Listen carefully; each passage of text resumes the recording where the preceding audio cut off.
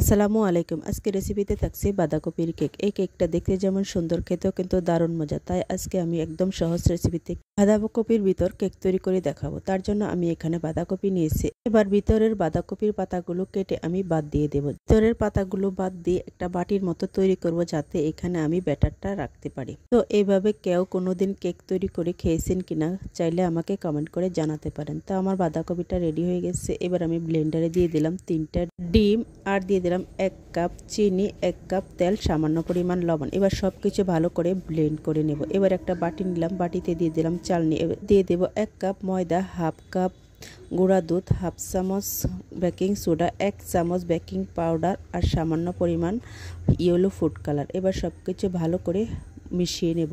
এবার আমি এখানে ডিমের মিশ্রণটা দিয়ে অল্প অল্প করে মিশিয়ে দেব। এখানে কিন্তু খুব তাড়াহুড়া করে মেশানো যাবে না, তাহলে কিন্তু ডিমের ফুমি ভাবটা নষ্ট হয়ে যাবে। এতে করে কিন্তু কেকটা তেমন একটা ফুলবে না এবং খেতেও ভালো লাগবে না। ভিডিওতে হয়তো স্পিডটা একটু বেশি দেখা যাচ্ছে, যেহেতু আমি এখানে স্পিড বাড়িয়ে দিয়েছি, কিন্তু কাজটা আমি আস্তে আস্তেই করেছি, তাই আমার কেকটা কিন্তু সুন্দর এবং একদম পারফেক্ট হয়েছিল।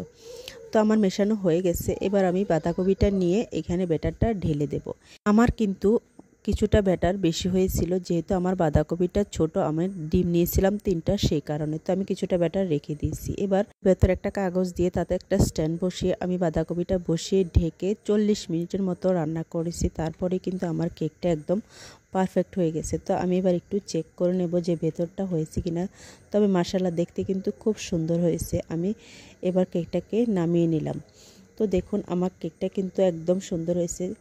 অবশ্যই আপনারা কমেন্ট করে জানাবেন যে আপনাদের কাছে কেমন লাগছে কেকটা। এবারে আমি কিন্তু আপনাদেরকে কেটেও দেখিয়ে দেব যে ভেতরটা কীরকম হয়েছে। বিশ্বাস করবেন না, কাটার সময় এমন একটা ঘ্রাণ বের হয়েছে বাঁধাকপি আর কেকের, যেন আমি এডিট করতে এসে আমার এখনই দেখেই খেতে মন চাইছে। তো দেখুন মাশাআল্লাহ কতটা সুন্দর এবং পারফেক্ট হয়েছে। আপনারা যদি একই রেসিপি ফলো করে কেক তৈরি করেন, তাহলে কিন্তু একদম সফট এবং নরম একটা কেক বাসায় তৈরি করতে পারবেন। আমি যেদিন থেকে কেক তৈরি করা শিখেছি, সেদিন থেকে আমি কখনোই দোকান থেকে কেক কিনে আনি না।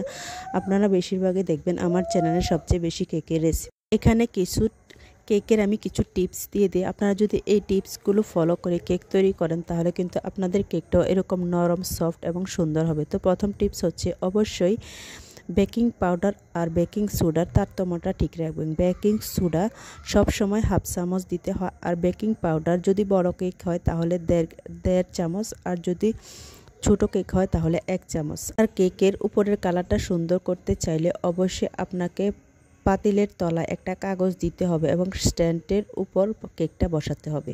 তো আশা করি বুঝতে পেরেছেন।